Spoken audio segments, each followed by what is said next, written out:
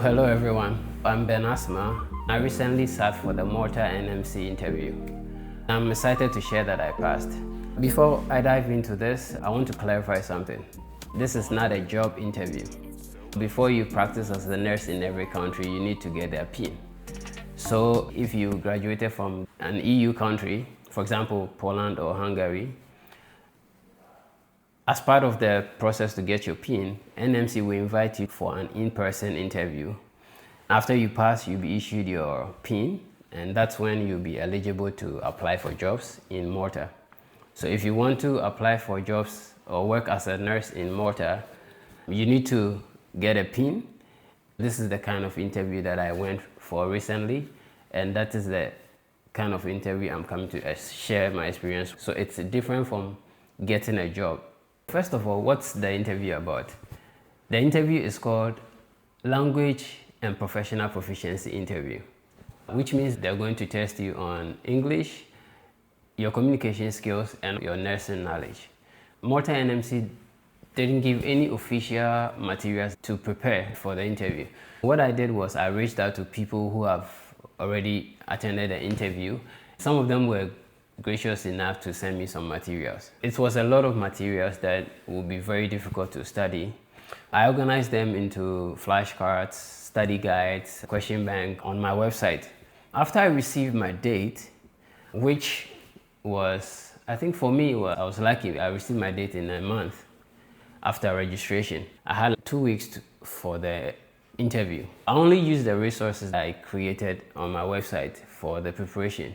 I gave it out to a few people also, and they used it. They also got questions which were on the question bank. As I said before, I will make a video about the registration, but for the interview, it was straightforward and simple. On the day of the interview, we arrived and went to the second floor. You check whether your name is on the list. You sit down, you wait for your turn. The interview is typically around 15 to 20 minutes. You'll be given a major topic, then you'll be asked a series of questions on the same topic for the duration. Even though some people went over 20 minutes, for me it was just 15 minutes. I was sitting waiting for my turn, and one of them came to call me, so I followed him. When you enter, there are two people sitting down. You'll be offered a seat. First question was, what's your name? Can you give us your document? So I gave it out. They asked me, when did you come to Malta? I said I came yesterday. They asked me, why do you want to practice in Malta?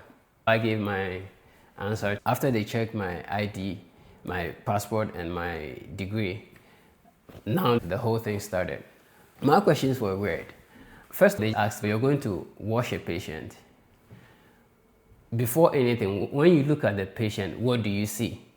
I was a little bit confused. I didn't know what they were expecting me to say. I started talking about assessment, and they said, no. Before you touch the patient, you're just looking at the patient. What do you see? My answers were still all over the place because I didn't really understand what they were trying to ask me. Then the guy said, imagine your patient is a stroke patient and you're going to wash the person. Before you touch the patient, what do you see? That was when I said I'll check for facial symmetry, see whether one side is drooping or it has like equal eye. They started typing on their computer, which means it's something they wanted. After that, they asked me, what else would you inspect on the patient? I was saying a lot of things. Then I hit a punchline. So when I said I'll check for wounds, like pressure ulcers on the body, and they said, why? I told them because the fact that I'm going to wash the patient means that the patient is immobile, and immobile patients are prone to pressure ulcers. We started typing on the computer, and they said, which places on the body will you look for the pressure ulcers? I said, I'll look for places that are protruding and are in contact with the bed that has pressure on it. They said, okay. Where? I said the sacrum, the elbow, and the shoulder. I wanted to say heels, but I had forgotten because of the interview pressure. Then I pointed my heels, and the lady said, we can't see what you are trying to say. She said, oh, you meant heels? I said, yes. The guy asked me, where else? I was like, I think that's it. He told me the patient can get it behind the head. And I said, oh, that's true, because that's also in contact with the bed. From that, I moved down to the genitalia area, and then they asked me, what will you see there? What will you assess? I said, I'll check if there's any wound. I'll check whether they have catheter inserted. When I mentioned catheter, I was trying to just pull them to ask me questions about how to insert catheter, because those were the things I studied. I thought maybe I'll be asked about. He said, now that you mentioned the catheter, what will you look for in the catheter? I said, I will check the color of the urine, the volume of the urine. They said, what about the color? I said, if it's creamy or not clear, I'll think about infection. It can be red, which is bloody. They said, what about the volume? I said, I'll check whether it's less than expected. How will you know whether it's less or more? I said, I'll check it against the input, the fluid that the person is taking in against the output. If its input is more than the output, it means that it's less. They asked me, if it's less, what would be the cause of the less urine in the bag? I said, maybe infection. Whatever I was saying, they weren't typing anything, so I thought, what could be the problem? Then I said, I'll check the bladder, whether it's firm, round, hard, but they weren't listening to any of it. He said, think easily, not as a nurse. If the urine output is less, what could be the problem? I didn't know what to say. Then I said, maybe it's blocked. And they said, that's good. And they started typing.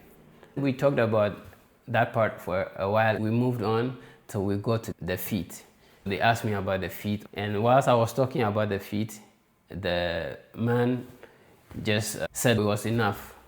I was really sweating. I didn't think I would be asked these kind of questions. I thought maybe I'll be asked NG tube or like all those, nursing stuff. So I was confused. When I was about to leave, I asked them, can I ask you a question? They said, oh, sure, you can ask, but not about your results. I asked them, was there any material that you gave people that I missed? Because these were not questions that I was expecting. They told me that no, they were not expecting us to memorize anything. They just wanted to see whether we can reason through whatever question they asked. For example, they asked me a question about, I've forgotten the question. She told me that when they asked me that question, I gave them the reason why I said what I said. That's what they need. They need you to be reasoning through the questions. So it's not like you memorize something and then you come and pour. And that was it. They told me to go out, get my results the next day. We didn't even get to the hotel. We received the email that we passed.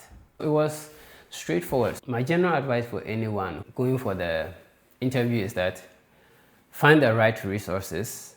Some people failed because they were using the materials for the preparation of UK interviews. UK interviews are different from this one. This interview is basically fundamentals of nursing. So if you use the wrong material for the preparation, you will definitely fail. If you fail, you have to wait 6 months before you can register again. Find the right information. I created, you can go and check it out, globalnursingassist.online. I have all these questions in the question bank. I created a recall. The recall is the questions that people who already attended the interview got. I collected all these questions and I put them on the recall section. Again, if you are using the questions, do not just memorize the answers. You have to know that if you are learning about NGTube, they can ask you any question in any way about NGTube. You have to learn everything about it and keep an open mind. When you're answering, don't just give straightforward answers. Try to expand, even if you don't know the answer.